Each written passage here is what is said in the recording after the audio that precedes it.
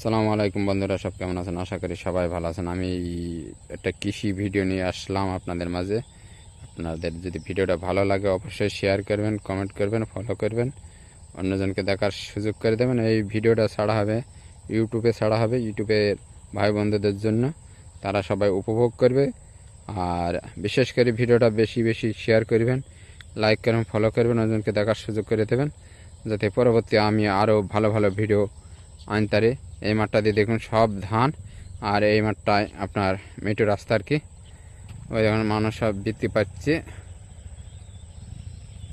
তো খুবই ভালো ধান হয়েছে। আপনাদের আর একটু সামনে গিয়ে দেখাচ্ছি, খুবই ভালো ধান হয়েছে। হ্যাঁ, মার্শাল্লাহ মার্শাল্লাহ মার্শাল্লাহ। সবাই লাইভটা শেয়ার করবেন। এই মাঠটা দিয়ে পুরো ধান, আর জায়গায় জায়গায় পাট আছে, ওইগুলো পাট। আর এই ধান, মাঠে ধান খুব ভালো ধান হয়েছে। বিশেষ করে সবাই মনে করছিল ধান ডুবে যাবে, যাক আল্লাহর রহমতে ধানের এখন কোনো কিছু হয়নি।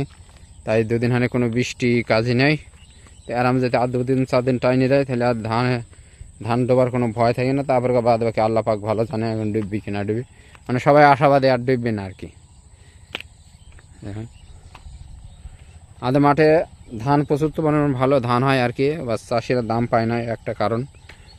চাষিরা কোনো জিনিসের দাম পাইছে না, চাষিরা সব জিনিসের লস হয়ে যাচ্ছে এই আর কি। লস হলেও চাষিদের করার লাগবে, এইটাই চাষিদের মূল খাদ্য আর মূল উপাদান।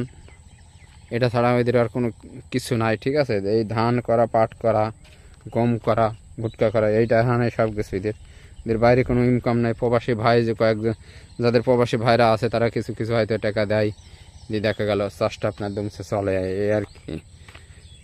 ফ্যামিলি তো চালাতে হবে ভাইয়া। তো খুব ভালো লাগবে, সবুজ শ্যামল জিনিস সবাইরই দেখতে ভালো লাগবে, এই জন্য আরও আসলাম আপনাদের ভিডিওটা দেখানোর জন্য বানাচ্ছি। তো সবাই ভালো থাকবেন, সুস্থ থাকবেন, বিশেষ করে ভিডিওটা বেশি বেশি শেয়ার করবেন।